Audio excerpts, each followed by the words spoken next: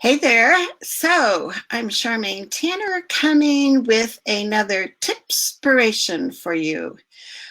Basically, what I do is pick something that I've been working on that day and figure there's probably other people that have questions about this too.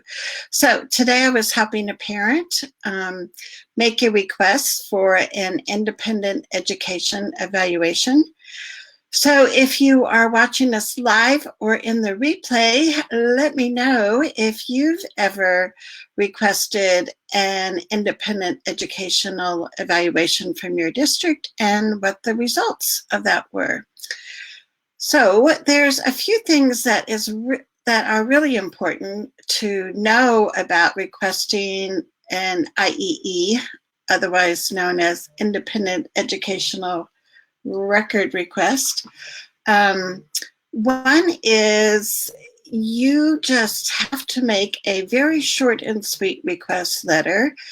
You can merely say that you're requesting the IEE. You do not have to give reasons why you're requesting it. And I suggest, as an advocate, that you don't give reasons. That just kind of sometimes will complicate things and you get these back and forth. So I think just keep it simple, right? Just make your requests for the independent education evaluation. If the district emails you back and asks for your reasons, you can say, my understanding of the IDEA regulations is you can ask, but I have no obligation to give you the reasons. So the other thing that is really important for parents to know about IEEs is the district only has two choices to give you once you've made that request. First choice is they accept your request and they say that they will pay for the independent educational evaluation. Their second choice is to say no. They don't think there's a reason to pay for an independent educational evaluation. However, if they say no, then they are obligated to file for a due process hearing, and that would be a matter for then the hearing officer to hear whether or not the district's evaluation was sufficient, was identified all the areas of suspected disability. There are more districts that are starting to say no to independent educational evaluations and kind of, I don't know if it's what the right word is, if they're trying to like pretend that they're going to take you to due process, and maybe they won't really take you to due process, but you don't know that, right? So you have to consider their response. The law does not say how many days they have to get back to you after you've requested it. It's I think it's some phrase like it's not reasonable time, but it's like with unnecessary delay, they need to get back with you. So you should expect a response within a few days. And I see we have some live viewers, so say hi. Let me know if you have any questions. One of the things that I was curious about is if you've ever requested an IEE, an independent evaluation, and what your results were. The other important thing is that the district can give you a list of possible providers that aren't employees of the district that you can talk to about doing the IEE. The district can also, which is common practice, put a cap of how much they'll pay for an evaluation. And when I've seen districts give caps that are like way too low, it's important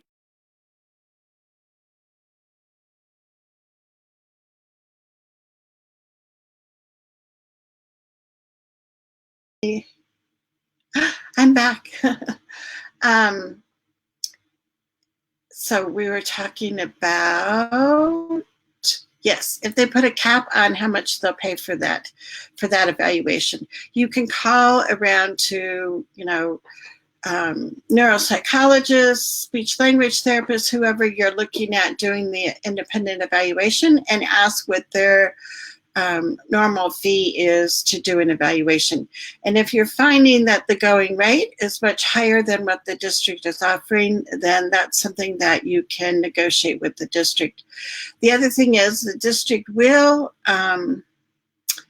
also give you criteria for the professionals that are going to do the independent evaluation and what kind of credentials they need. So it can't just be your best friend who's a special ed teacher giving a test that you really need a license for, a school psychologist or a clinical psychologist. So you've got to pick people that have the appropriate credentials for the kind of evaluations they're going to be giving. And I see Erica here. Hey, Erica. Nice to see you. So the other thing is, once you get the independent education evaluation, and it just seems, this window seems weird to me. Sorry. Once you get the independent education evaluation, one of kind of the downsides is that they only have to consider the independent education evaluation. And so the whole word or the whole term of consider is up to interpretation. I think generally school districts do accept findings from independent evaluations. Whether or not they're going to, include all of that in the IEP is something for the team to talk about. A lot of times I've worked with parents and we've been successful with getting the, if not just the summary of the independent evaluation, but sometimes the whole evaluation document inserted into the IEP. So that's something that you can also talk with the team about. I don't really like having things attached to IEPs because so many times those attachments can get lost. So I would rather have them copy and paste things and embed it in the IEP instead of saying, oh, we'll make sure that we attach this.